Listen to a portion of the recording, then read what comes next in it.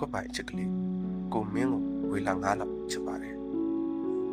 ဘသူတွေကရောကိုတို့လောက်ချစ်နိုင်ကြမှာမို့လို့လေကုံလွန်ခဲ့တဲ့နှွေဦးပြီးတဲ့နောက်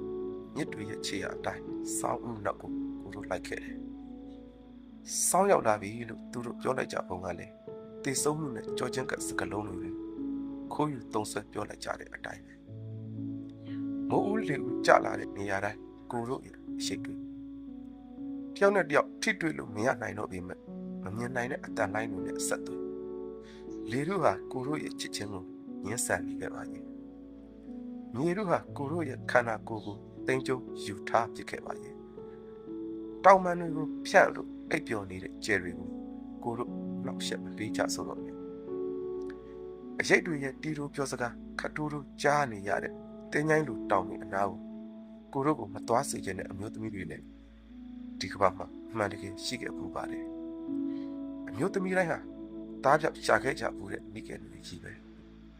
လင်းယောက်ျားဖြစ်သူရဲ့ခြေပေါ်မိုးကိုစပင်စားနဲ့ပွက်လို့ငိုကြွေးခဲ့ကြဘူးသူတွေကြီးပဲ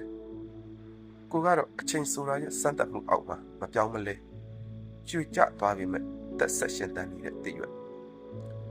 ကိုမပြောနိုင်တဲ့ဒီကမ္ဘာမှာမင်းကိုပျော်နေစေခြင်းခဲ့တဲ့တဲခံလာရ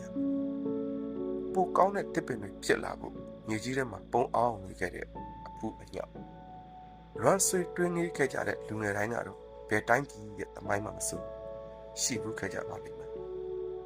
ကိုပိုင်ချစ်ကလေးကိုကတော့မင်းကိုဝေလာငါးလောက်ချစ်ခဲ့ပါတယ်မိုးရဲ့